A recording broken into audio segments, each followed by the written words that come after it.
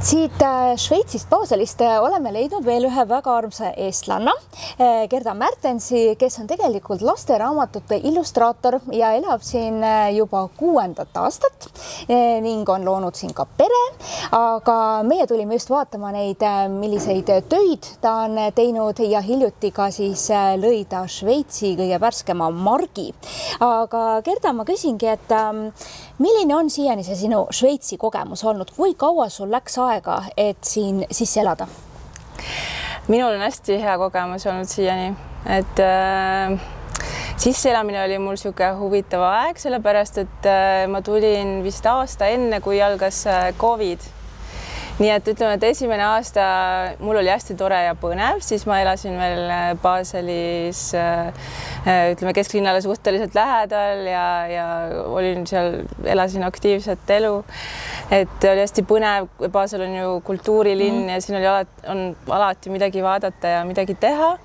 Et see oli hästi põnev aasta ja siis, kui tuli see pandeemia, siis nagu kui kõik lukku läks, et siis ma tegelikult hakkasin tunnetama, et ma olen nagu kuidagi võõras siin, et ei olnud seda oma kogukonda päriselt, kuigi oli küll tekkinud sõpru, aga need on sellised ka nagu välismaalased siin enamasti ja paljud läksid oma maale tagasi ja siis tekkis siuke üksik tunne küll. Aga kui see sai läbi, siis nagu tasapisi tuli see hea tunne jälle tagasi ja siis ja nüüd on mul pere ja see on juba natuke teistmoodi, et ma tunnen ennast hästi koduselt siin. Mulle tõesti meeldib, päris siiralt võin öelda. Nii, ja sul on ka väike 2-aastane laps. Kuidas on lapse kasvatamine Šveitsis? On see kallis lõbu? See on kallis, see on väga kallis ja et üks kallimaid asju on kindlasti need lasteaia või siis hoiu, ütleme hoiu, just nagu väikelaste hoiutasud. Et see on üks hullemaid asju. No mis suurusjärgust me räägime? Kui täispäevast räägime, siis see on kuskil 80 frangi. Üks päev, jah? Ja 80 frangi kanti. Okay. See on nagu jah, tõesti selline, et kas pead raha kokku hoidma või see on... Või sa mõtled, kas sa paned üldse lapse sinna hoidu, okay. Kas see nagu mängib su enda palgaga välja, sest et see konkureerib sellise miinimum või isegi rohkem palgaga tegelikult ju siin. Et kas on mõtet siis nagu minna tööle ja siis maksta see raha lasteaeda? Kas praegu, teil on ju kool siin lähedal, kuidas nüüd on, et kas nagu Eestis, et maast madalas sünnib, paned kohe järjekorda kuhugi, ma ei tea, lasteaia järjekorda, siis kooli järjekorda või kuidas siin süsteem on? Järjekorda ei ole vaja panna, et laps läheb siis piirkonna kooli. Niimoodi käib. Kuni vist, kui ma ei eksi, siis keskkooli nagu saab rohkem kas just valida, sest aga see ei ole nagu tingimata see piirkonna järgne.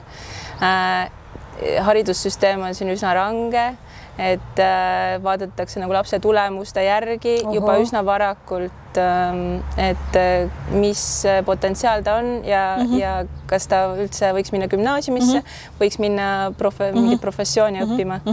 Et see on hästi teistmoodi ülejäänud Euroopast ja päris vähesed lähevad ülikooli nagu, et ülikooli saab minna siis sellest gümnaasiumist. Aga paljud õpivad töö juba ära hästi noorelt juba keskkooli tasemel nii-öelda või selles vanuses ja see on täiesti normaalne ja on hästi teistmoodi harjumatu ülejäänud eurooplaste jaoks, aga mulle see mõnes mõttes tegelikult isegi meeldib, et kuidagi ma mõtlen, et inimesed leiavad oma koha nagu kuidagi kergemini ja võib-olla elu natuke lihtsam selle võrra, ma ei tea. Tommy Cash on siin samas Baselis nüüd võistlemas. Kas sa elad ka kaasa? Kas sa vaatad Eurovisiooni? No ma ikka elan kaasa. Et me vaatasime et panin lapse hiljem magama sel õhtul. Ja vaatasin, et ikka väga tore ja hoian pöialt. Aga kuidas üldsegi oma sellist illustraatori stiili kirjeldaksid siis? Mis sinu käekiri on? ma arvan, et mul on tegelikult eklektiline käekiri, sellepärast et ma ütleks, et mul on vähemalt 2 eri stiili. Nonii. Ma olen ise natuke püsimatu inimene, et ongi näha, et siin näiteks need on siis ütleme, tinteka joonistust ja värvitud tegelikult arvutis, aga ma olen püüdnud teha niimoodi, et see ei näeks välja nagu väga nagu arvuti moodi. Nii et see on niisugune üks lähenemine ja siis teine on selline maalistiil. Ütleks väga selline muinasjutuline, ilus vanaaegse õnguga. See on vanaaegse õnguga, jah. Ja see on hästi aeganõudev tehnika, et seda ma teen natuke harvem. See on maalitud siis nüüd, jah, või? Ja see on maalitud ja see on tehtud täiesti käsitsi, et mul on selleks spetsiaalsed hästi peened pintslid, spetsiaalsed hästi kvaliteetsed gouache-värvid ja see on tegelikult lemmik sihuke väljendusstiil, et aga kuna see on niivõrd ajakulukas, et siis ma vahel lähen nagu kergemat teed pidi, et viimasel ajal on elu nii kiire olnud, et seda pole nii palju jõudnud teha. Kas sa oled nüüd mõne sellise illustraatori preemia ka saanud või tunnustuse? Ma sain selle Virmaliste raamatu eest ja see oli 5 kauneimat Eesti laste raamatut. No võt. Ja sellele mul oli väga hea meel. Ja kokku on sul kui palju siis praeguseks niisuguseid raamatuid ilmunud? Praegu on 9 ja ma ootan seda 10. mis tuleb ühel päeval. Aga on täitsa niimoodi loomisel tegemisel? On tegemisel. Lihtsalt natuke võtab aega.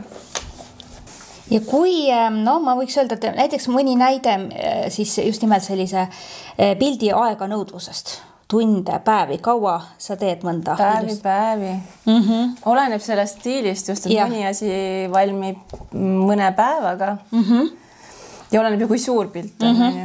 Et ütleme, et selle tähekese kaane ma teen, kui mul on aega töötada enamus päevast või siuke tööpäeva jagu enam-vähem, siis ma teen mõne päevaga selle ära või 4 päeva, midagi sellist.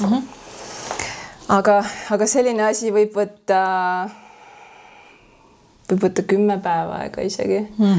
Et siin on nagu nii palju, see protsess on nii pikk, et algab visanditest, siis see lõplik joonistus, siis värviproovid, siis kuna see on kõik käsitsi, siis see on nagu ekstra veel. Ja siis lõpuks selle maali enda ära tegemine, kui mul on kõik nagu silme ees, kuidas see tulema peab, et see on ka hirmus pikk. See on siis margi väljatrükk, ühesõnaga illustreerisin ja kujundasin margi Šveitsi postile ja see just ilmus tegelikult. See tuli välja aprilli lõpus ja selle esitlus oli just nädal aega tagasi Genfis, kus mul õnnestus käia, mul oli väga hea meel selle üle. Ja siin kujutatu on siis Šveitsi ajalooline sõjaväeline kindral Guillaume-Henri Dufour, väga oluline tegelane Šveitsi ajaloos ja rahutooja. Kas see oli konkurss? Kuidas sind valiti? Ja see oli tegelikult selline väike konkurss, et kõigepealt Šveitsi post valis välja 3 kunstnikku, kellega siis viidi läbi terve protsess kuni selle margi lõpliku sobiva margi teostamiseni. Kõik, mitte kas 3 või 4, ma ei mäletagi, pole kindel. Ja siis lõplik töö siis valiti välja koostöös Šveitsi posti ja Maison Dufouriga, siis kes Genfis on temale pühendatud assotsiatsioon, mis tegeleb tema sellega, mis tema on teinud oma elu jooksul ja nii edasi. Kus oli ka see esitlus, oli ka seal Maison Dufouris. Eestlane ikka tahab vaata seda raha küsimus küsida. Kas see nagu maksti ka normaalselt selle eest? Ütleme nii siis. See on nii, et selle töö kõik õigused tegelikult kuuluvad Šveitsi postile ja ka tänu sellele, et ma sain küll hea tasu sellest, võib öelda. Ja lugege lasteraamatuid ilusate Gerda illustratsioonidega.